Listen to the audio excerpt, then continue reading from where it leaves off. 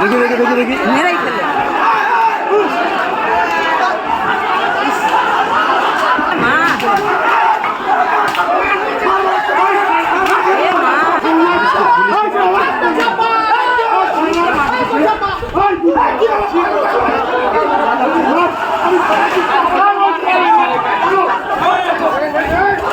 তৃণমূল কংগ্রেসকে বাঁচানোর জন্য নাটক চলছে। এই মুহূর্তে এদেরকে নাটক করলে জীবনে বাসন্তী বিধানসভায় ভোট হবে না। এটা আমরা জাতীয় নির্বাচন কমিশন অবশ্যই বলবো। ভয়ঙ্কর খেলা চলছে, ভয়ঙ্কর খেলা চলছে। আজকের আমাদের একটা কার্যকর্তার বাইক ভেঙে দিয়েছে। আমার ভাইয়ের বাইক আজকে ভেঙেছে। আমার ভাইয়ের ভাই আজকে ভাইয়ের ভাই কোনো ছিল, আমরা মন্দিরে পুজো দিয়েছি। আমরা জনগণের আমরা পুজোতে জনসংযোগ করছি।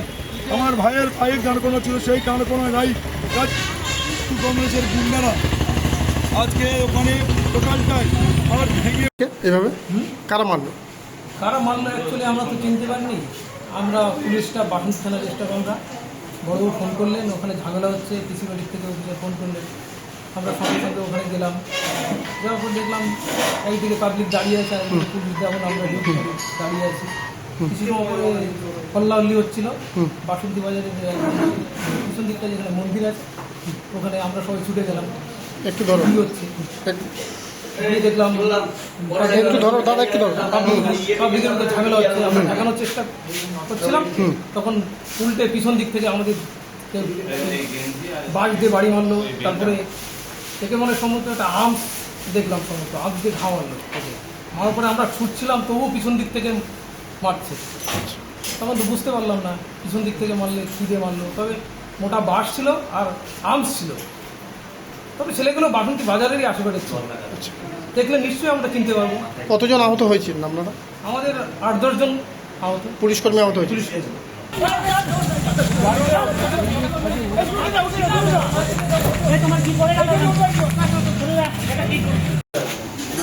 অফিসাররা কই সব? অফিসাররা কই?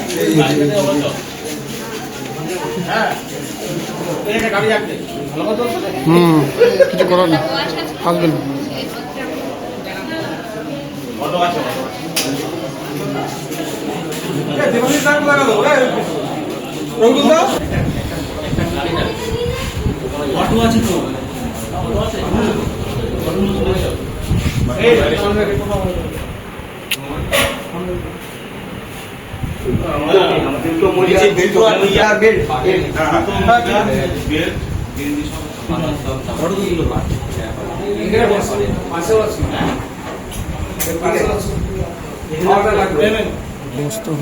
ইট মেরেছে?